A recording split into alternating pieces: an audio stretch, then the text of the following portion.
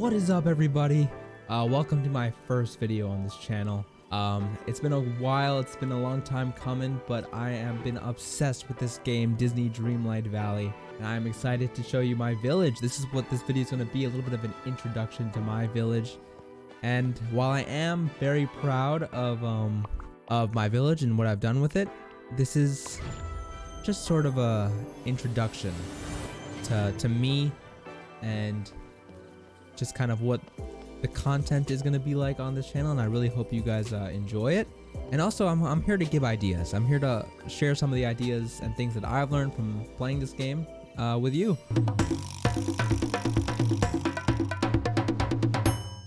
So we'll start with the wishing well, and this game is so much fun. It allows so much creativity. It's just I've had so much fun. As you can see, I have a lot of money. I think I might have the most money out of any Dreamlight Valley player, and that's not something I'm priding myself on. I've just spent way too much time playing this game. But I'll make a separate video on that and how I kind of went about farming and making money. So here we are. This is my village here.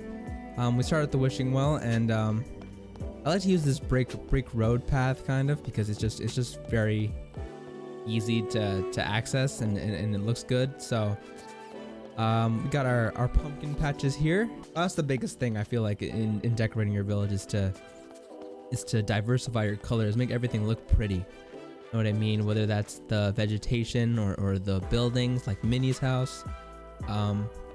It's always important to add that spice of color. So when we walk around, I kind of formatted it in a sense that this is kind of the city feel. A lot of businesses here. That's kind of what I was going for. The only two people that really live in this area for me are Minnie and Mickey, and otherwise it's just businesses. We've got Scrooge's shop over here. Then if we take a look over here, we got a little kind of main square area. It's kind of why I put Mickey's fountain here. I thought it was a kind of a grand entrance, so that's kind of what I was going for. Here we got Mickey's house. So Mickey and Minnie live on opposite sides of the biome here. And we've got Chef Remy's. So anytime Mickey or Minnie want a bite to eat, or if people in the Plaza, which we'll get to, not the Plaza, sorry, the Meadows, anytime they want something to eat, they can stop by over here and pick up something to eat. That's kind of what we're going for. And then here we got Kristoff's stall. If you haven't gotten this far in the game, Kristoff has a stall that you'll unlock, and basically it has a ton of the kind of common materials that you might need to progress in the game. So that's kind of what I was going for. And the one thing I really learned when playing this, as far as designing, it's using your fencing right. I feel like without fencing, it kind of makes designing very sporadic and makes things kind of look out of place. So and that doesn't necessarily mean fencing like picket fences or fences in general. It means just like having a sort of border or outline to your pathing. So that means kind of filling out this outline. You see that throughout my paths, you don't really see any empty space. You see this is kind of bordering your path. We've got the trellis over here and the flowers bordering your path, as well as the rocks here. So if you can find things, and the cool thing about this game is that they give you so much vegetation, pretty much everything you need right off the bat. So you can use these to your advantage and make your village look really cool. Same here. You know, I didn't want to have a blank space here, which is what I had before, and it just felt very out of place. And even here, this is kind of too empty of a spot here. I would like to fill that in a little bit more, but that's kind of what we have for the wishing area. That's at least mine, and I'm hoping that maybe I could give you a few more tips as to how to design here. And I'll get more into the fencing as I come through here, because I think this is the part of the town that I'm very proud of is the Meadows. When we come down here, I kind of thought this is the neighborhood area, the area where not everyone, but a lot of the characters that you get live. And so I have Goofy's house over here. I got my house. We walk over, we got the wishing well in the middle, just so it's kind of creates that sort of center square area again, just like how I did with the Mickey fountain over there. I thought you know, every place, especially with these kind of paths, and if you want to create a town feel, I feel like should have some sort of square middle area to just have some sort of foundation and perspective. So like there's always a place to kind of lock your eye onto as like, that's the middle area, that's the place that everything kind of revolves around. So that's what I've used this wishing well as. That's what I've used this wishing well to do, I guess. I don't know, I can't really speak with words right now. But here we got my house, we've got Goofy's house, we've got Remy's house and Moana's house. As much as I kind of wanted to keep Moana's house on the beach, I just thought it looked nice here, and I also thought this little tree here worked perfectly with the green, but the grass below Moana's house and just everything in general. So going back to the fencing, I'm gonna keep saying this because I think it's so important. I don't think people talk about it enough when they're designing their village. You'll notice that I use a lot of fencing, and it guides you through the village a little bit. You see that I can actually do this real quick. I can come over here and I can remove one of these things, and you'll see how much worse that looks. It just makes everything look very out of place and very random. And I think if you want to really tie your village together, you're gonna want to fence things together and make things look like a home. And that's also kind of what I did, is I used the fence a little bit to designate people's homes. Because I mean, if you live in the suburbs or like I used to, you'll know that the fences are a huge part of it, and they make it look like a neighborhood feel. So that's kind of what I was going for here. Well, the way this staircase is structured is that it kind of splits into three. So I tried to just like I tried to like split the village in that way. So I've got on the left side, I've got this garden area where it's a nice place to just kind of hang around. All my characters like to hang around here, and it's really the fishing area in a sense. This is where you come to fish. And then we've got this orb, the orb of I don't even know what is it. Is it trust? Is that the first one? I'm not really sure. But it's surrounded by rocks just to make it look a little bit more ethereal, a little more included in the environment of everything else, just to not make it feel like it's just standing there randomly. So I use vegetation and rocks and stuff to kind of make it look more included. But going back to where I was, so we split it into three. We split this place into three. We split it into the garden or the fishing area.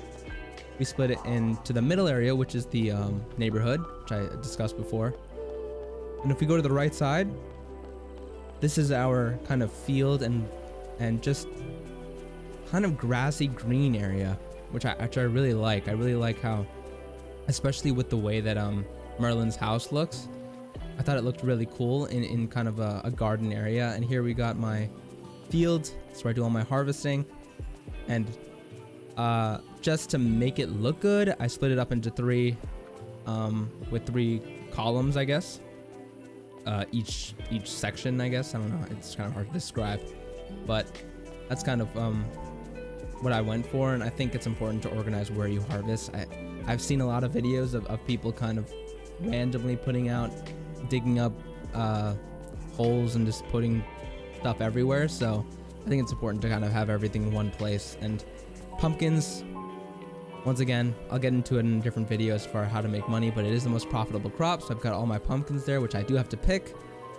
Then we can come around here and we go into the glades. I haven't populated the glades or any other biome besides the meadows or the wishing. First of all, I don't really feel like I need to. I feel like besides the beach, beach I probably have to work on, but I don't think the other biomes really are suited for living. It's kind of just to get tasks done, at least in my opinion. That's kind of what I went for. But here we got a cool little just date night station is kind of what I like to call it. You can sit on the bench and just take in the view of the beach and the ocean and everything else. I think it looked really pretty. And we've got torches for lighting. Looks really nice. We got a little fire pit over here. So yeah, and then once again, fill your village with trees. Any empty space. This empty space is kind of nice just because it's just a nice place to roam around. But you'll even notice that pathing can be used to fill your village. If this was all green, it would look bad, but literally this mud spot does wonders for you. Just making things look more real, having mud spots, anything like that, anything to change up the texture of your village, that'll make it look really nice. Then that's pretty much it for the whole thing, honestly. I mean, as far as design goes, I think I've covered pretty much everything that I took into account. Going into the functionality of everything, I think it's super important to be organized in this game, and it's hard. It is hard to be organized right off the bat because you don't have a lot of storage to begin with. You don't have a lot of inventory space, and it's just difficult. So once again, if you are starting this game if you're in the kind of beginning stages of this game, maybe these tips aren't super helpful to you yet, but once you get more oriented with it and you're at least have enough money to kind of afford some of the stuff that I'm about to say, then I would seriously recommend doing some of these things. So first things first, inventory.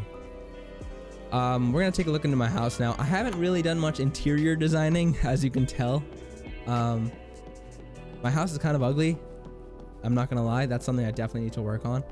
But we're just gonna take a look at something that I pride myself on, which is organizing your inventory space. I have my own floor for this.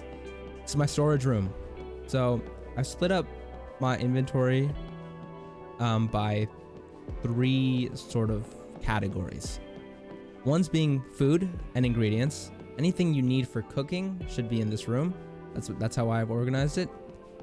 Anything involving crafting and mining I've put into this room. And then anything involving picking up items or harvesting items or soil is in this room. So if we look over here, I really wish they had signs in this game that you could like put up and like write text on and have it be there. That would be really helpful. But I've kind of just memorized where things are at this point. But then we got all our fish here, tons of fish, which if you haven't unlocked Moana's boat, that's something that you'll obviously do, but you're gonna want to max out that because fish are super helpful, and you get 20 fish if you max out Moana's boat every I think half an hour. I'm pretty sure. I could be totally wrong about that, by the way. Don't quote me on that. But every half hour or so you get 20 fish, and that's a lot of fish. That adds up. And as you can see, I have a ton of fish. A ton. And these are not normally fish you see commonly in areas like lancet fish. I don't even know where I would have to fish to get that, but I have 30 of them because just strictly from Moana's boat. So I would seriously recommend that. Then we got all our food and ingredients and stuff all in here, all across every single chest filled except for this one, but yeah. And here's just where I keep all my already made meals, which are mainly candy now because it is Halloween right now. As you can see, I'm rocking the Hawkins jacket right now for Halloween. I think it looks sick. And then here's where I keep all the pumpkins. I have so much money right now that I don't really feel the need to sell them at the moment. So whenever I'm running low, I'll probably get to that. Now, as far as the mining room, we've got all the materials, 99 of everything. This is a lot of it's from buying from Christoph, because I like to, if you don't know how Christoph's stall works, it's basically the bottom row of his stall is on rotation. So it depends on the day. Every day it'll kind of rotate. I just get as much as I can. Well, I've recently gotten as much as I can of whatever's in rotation. That way I don't have to wait on it if I ever need it. We've got all the stuff you mine over here. For cooking, I have tons of coal. Once again, I bought all of this from Christoph. So, yeah, I have tons of coal. Because that was one of my primary ways to make money, which once again, I will talk about in the money making video. Then we got all our harvestables, which is what I like to call. I'm not even sure if harvestables is a word, but here's everything that you kind of pick up from the ground. So we got all the flowers on this side. Here we got almost all the extra stuff like wood and soil, and pretty much just wood and soil and seaweed. Now here's the biggest thing. that I recommend. I don't know where you get these chests, but these chests are very, very helpful. And what I like to do is I like to put all my soil, not soil, all my seeds into this chest. Basically, if you played Minecraft, this is like an ender chest, so you can have instances of this chest in different places, and whatever you put in one area will be in that chest in another. So this is extremely helpful to put your seeds in. Once again, this is on the 3rd floor of my house, and while I do have to come up here quite a bit, I don't want to have to come up here every time I need soil and every time I need, I need to plant something, because harvesting is a huge part of this game. Farming is a huge part of this game. So you're going to want to make it as convenient for you as possible. So here in my little field area, I have another instance of this chest, and it really depends. I think you can only get these chests through drops.